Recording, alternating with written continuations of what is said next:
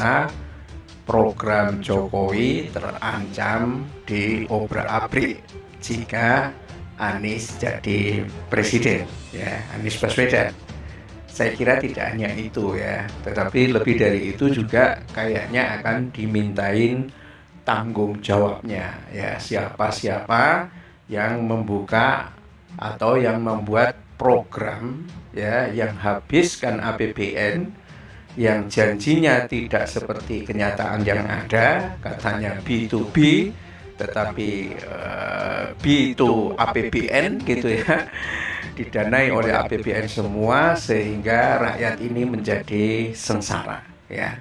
Ini memang kalau kita lihat pemirsa, sebenarnya kalau kita berbicara tentang programnya Jokowi atau proyek-proyeknya Jokowi itu yang bisa disebut sebagai proyek strategis nasional itu apa, ya, sehingga perlu ada kata-kata terancam diobrak-abrik jika Anies Baswedan itu jadi presiden, ya.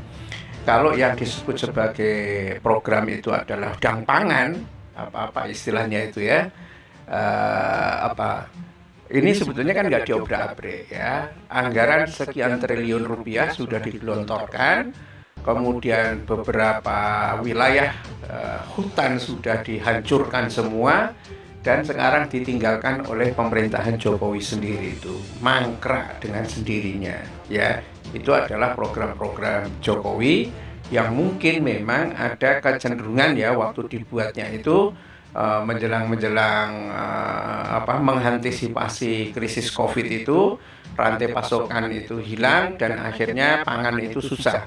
Ya, tetapi kenyataannya Anies belum menjadi presiden pun ini sudah diobrak-abrik. Apa? Diobrak-abrik oleh ketidaktanggung-jawabannya sendiri. Ya, nggak tanggung jawab. Ya, jutaan lahan sudah dibebaskan, sudah siap ditanami, tetapi dibiarkan mangkrak. Ini juga menteri siapa itu? Pekerjaan umum apa siapa itu? Ya, nggak ada orang katanya. Loh, membuat perencanaan satu pemerintahan pusat kok seperti ini kan aneh juga. Ya, kemudian program yang disebut yang andal itu mana lagi Jokowi itu? Tol, ya, infrastruktur, ya. Ini kan gimana mau ngobrak-ngabriknya, ya? Infrastruktur ini adalah begitu selesai langsung ditawarkan kepada orang lain, dan kenyataannya bahkan mungkin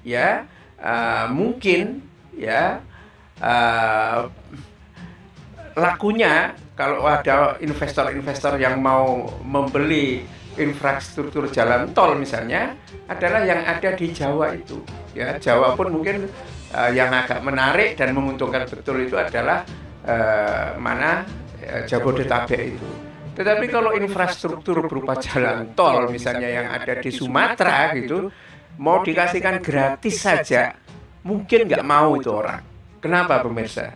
Ya, dikasih gratis, tetapi ya suruh bayar overhead, ya, biaya-biaya itu, dan juga bunga utangnya misalnya nggak cukup, bayar gaji aja nggak cukup, ya. Dan biaya perbaikan di tol di luar Jawa karena tanahnya gambut itu bukan hal yang mudah dilakukan oleh orang-orang itu. Artinya apa?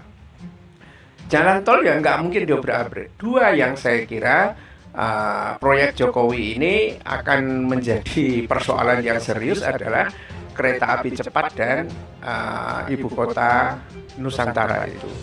Ya, kereta api cepat itu paling maksimal hasilnya itu seperti LRT, ya. Kalau sampai jadi loh, ya.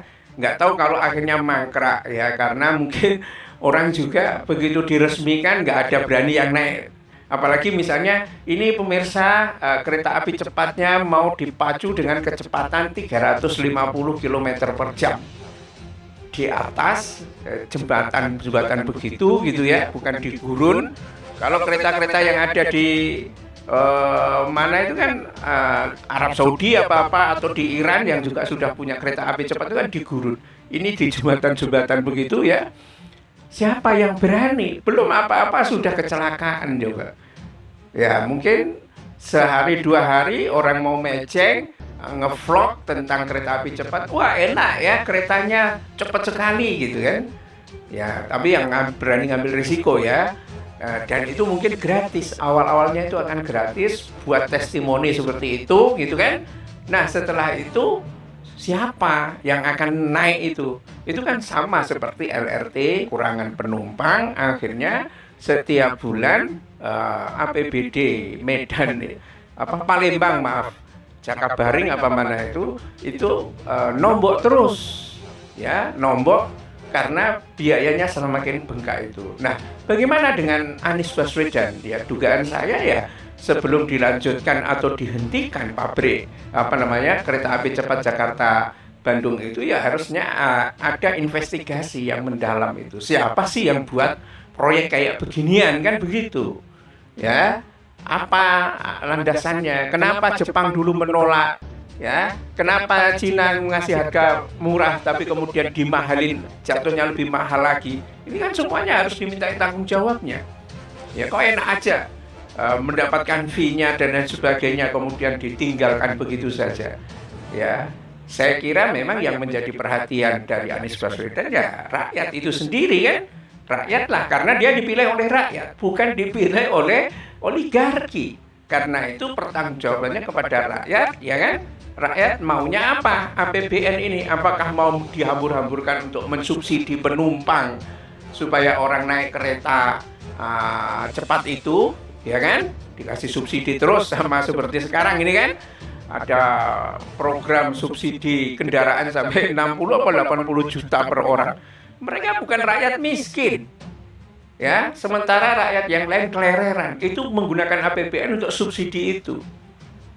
Ini yang namanya rasa kemanusiaan nggak ada, hanya karena bos-bosnya yang ada di istana itu menjadi juragan mobil listrik. Ya, tetapi juga minatnya mungkin juga nggak banyak juga. Karena apa? Infrastruktur mobil listrik di Indonesia nggak banyak. Sampai di tengah jalan setrumnya habis, mau apa coba? Mau diganti bensin? Kan nggak mungkin.